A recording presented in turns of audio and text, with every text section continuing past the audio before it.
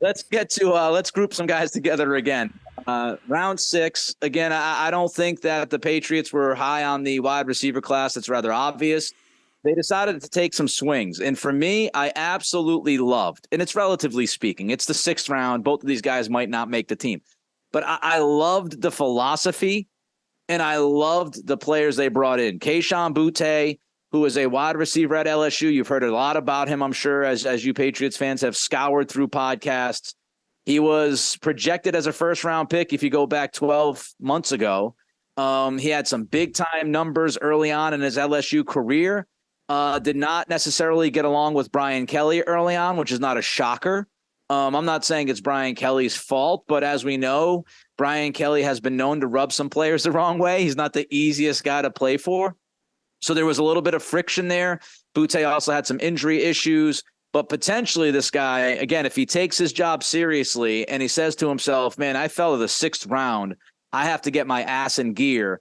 I think the Patriots could have found a diamond in round 6. And then Demario Douglas, Greg, I know he's a guy that I believe that you liked. He was picked at 210 overall, another wide receiver out of Liberty, my old stomping grounds in Virginia. And he's kind of a water bug, as they say. He's a slot receiver, super quick, and actually played pretty well. People will say, oh, Liberty, level of competition. He played pretty well when the level of competition also stepped up. He stepped up. So I actually, again, relatively speaking, I love the Boutte and Douglas picks. Yeah, I mean, considering where they drafted Boutte, I'm fine with the pick. He is a guy who, in a lot of ways, you look at it and you're just like, okay, he's got a chance to hit. I mean, it's a lottery ticket, and I'm fine with that. I just want people to know that there, and I'm not going to get into it because I don't really care. And they drafted him in the 6th round. I mean, it'd be different if they put resources into him, but there are a lot of red flags on this guy. I would say that probably the majority of the NFL didn't want to touch this guy with a 10-foot pole. Now, I don't think he's a danger or anything like that. I just think people in the league just think that he has no chance to get us head on straight and, whatever. And we've seen guys like this all the time. It's, reminds me of some picks and some signings that the Dolphins used to make back in the day when I picked them. But, you take a swing and you hope that Troy Brown or somebody in the building can, keep him out of trouble and focused on what he's doing. And definitely he's got a chance to be he has this young man has an opportunity to be a really good football player in this league. New customers get a no-sweat first bet up to $1,000. That's bonus bets back if your first bet doesn't win. We'll see whether he takes advantage of it. Douglas, I love the pick. How long have I been asking for, a jitterbug, water bug type of guy? This is this guy. He's a little slight, which is why you got him so late, but I love him. He's got the stop, start ability, jump cuts, like all that stuff. Like I'm looking forward to watching him on the field. I think he's got, a decent chance to make this team.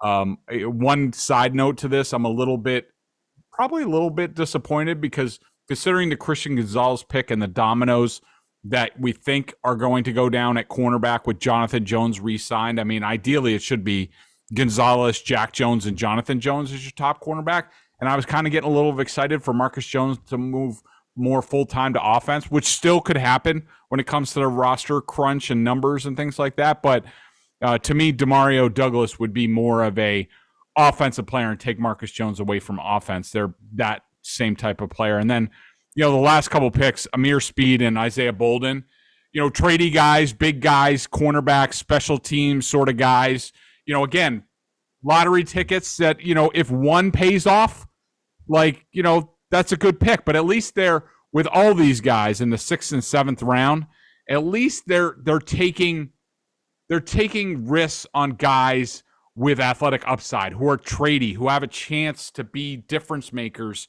if the lottery ticket hits, where in the years past, they just used to take Well, all right. Let me take a special teams like a long snapper or up guy or something like that, where you're just like, this guy has no chance. At least these guys have some semblance of a chance to maybe be a player at some point. The Greg Bedard Patriots podcast is brought to you by FanDuel, the exclusive wagering partner of the CLNS Media Network.